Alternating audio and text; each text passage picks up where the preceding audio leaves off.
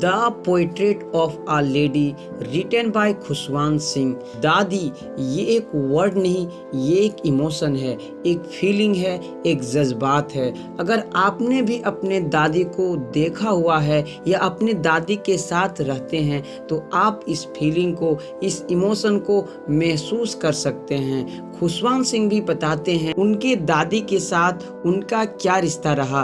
खुशवंत सिंह एक छोटा सा बच्चा जो कि अपनी बूढ़ी दादी को देखता है। दादी को देखकर उसे लगता है कि मेरी दादी तो हमेशा से बूढ़ी ही थी, बूढ़ी कमजोर औरत जो अपनी कमर पे हाथ रखकर माला हाथ पकड़ के जपते हुए घूमती रहती है। दादी से खुशवंत सिंह का रिश्ता बहुत ही मजबूत होता है। एक छोटा बच्चा खुशवंत सिंह कि मेरी दादी तो हमेशा से बूढ़ी ही थी, बूढ़ी कमजोर औरत जो अपने कमर पे हाथ रख के हाथ में माला पकड़ के जपते हुए घूमते रहती। दादी से खुशवंत सिंह का रिश्ता बहुत ही मजबूत होता है। एक छोटा बच्चा खुशवंत सिंह और उसकी दादी दोनों के बीच बहुत गहरी दोस्ती होती है, क्योंकि खुशवंत सिंह के जो माता पिता होते हैं वो सिटी चले जाते हैं खुशवंत को उसके दादी के पास छोड़ के।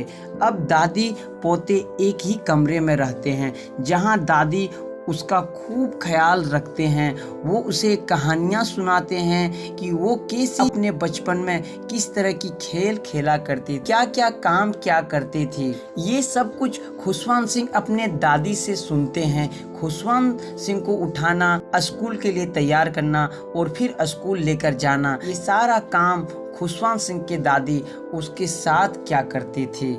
फिर स्कूल का टाइम होते ही खुशवंत सिंह के दादी उसको स्कूल के लिए लेकर जाते हैं और स्कूल जाते समय कुत्ते के लिए ब्रेड के टुकड़े भी लेते हुए जाते हैं। और जब तक खुशवंत सिंह के स्कूल में छुट्टी नहीं हो जाते हैं, दादी स्कूल के पास बने मंदिर में बैठ के माला जपते रहती है। खुशवंत सिंह आगे कहते हैं कि लोग बताते थे दादी भी बहुत सुंदर हुआ करती थी, उनके भी पति थे, लेकिन खुशवंत सिंह को अपने दादी को देखकर कभी नहीं लगता था कि दादी भी कभी जवान हुआ करती थी और उनके भी पति होंगे।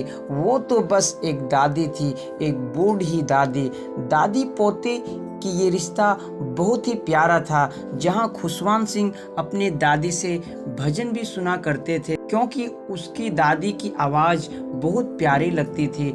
लेकिन इन दोनों के बीच टर्निंग पॉइंट तब आते हैं जब खुशवंत सिंह के माता पिता खुशवंत सिंह को और उनकी दादी को सिटी बुला लेते हैं। सिटी पहुंचकर सब कुछ बदल जाते हैं।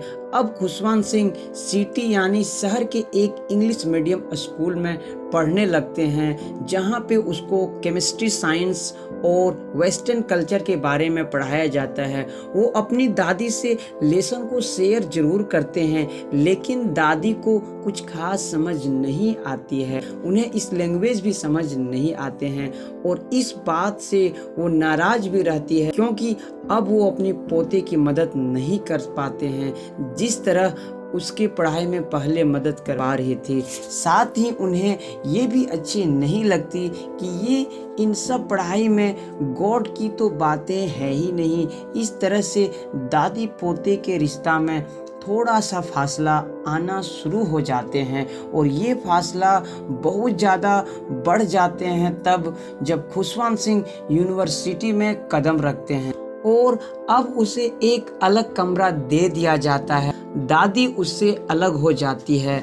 जब दादी अकेले पड़ जाती है तो बस चिड़ियाओं को खाने के लिए चारे डालती है और हर दिन चिड़ियाओं को खाना खिलाती है, हाथ में माला लेकर जपते रहती है और चारों तरफ घूमती रहती है। और अब दादी अकेली ही अपने जीवन गुजारना शुरू कर देती है। कुछ वक्त बाद खुशवंत सिंह अपने पढ़ाई के लिए विदेश जाते हैं। उसे लगता है कि दादी उसके लिए बहुत इमोशनल हो रही है, लेकिन ऐसा नहीं होती है, बल्कि दादी एकदम शांत रहती है। वो खुशवंत सिंह के माथे को चूमती है और फिर खुशवंत सिंह को यानी अपने पोते को अलविदा कह देते हैं।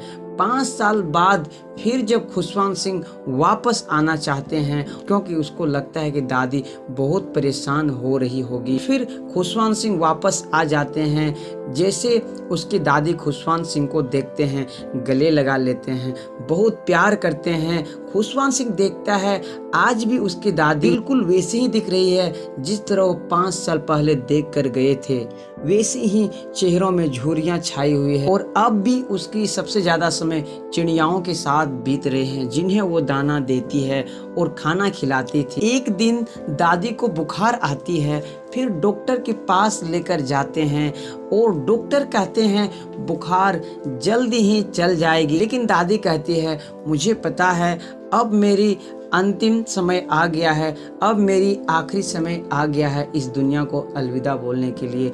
और कोई भी इलाज करने से, किसी भी तरह की इलाज करने से डॉक्टर को मना कर देते हैं और हाथ में माला जपते जपते अचानक हाथ से माला जमीन पर गिर जाते हैं और दादी अब इस दुनिया को अलविदा बोल देते हैं। शाम को जब दादी की बॉडी को आंगन में रखा जाता है, तभी वहां पर हजारों की संख्या में चिड़ियाएं आ जाती है, जिस चिड़ियाओं को उसकी दादी यानी खुशवंत सिंह की दादी दाने दिया करती थी। और सभी चिड़ियाएं बिल्कुल शांत बैठी हुई है और फिर जैसे सभी लोग दादी की बॉडी को उठाकर लेकर जाने लगती है, सब चिड़ियाएं उड़ जाती है। और अब खुशवंत की माँ चिड़ियाओं के लिए दाना जैसे देती है, कोई भी चिड़िया दाना को नहीं खाती है और रोजाना उसकी माँ चिड़ियाओं के लिए दाना डालती है, लेकिन कोई भी चिड़िया इन दानाओं को नहीं खाती है और यहीं से स्टोरी एंड हो जाती है।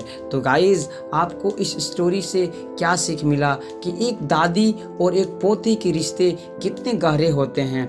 आई होप ये स्टोरी आपको बहुत ज़्यादा पसंद आई होगी और आप अपने से कनेक्ट कर पा रहे होंगे। तो इस वीडियो को ज़रूर लाइक कीजिए और इस चैनल पे नई है तो सब्सक्राइब कीजिए।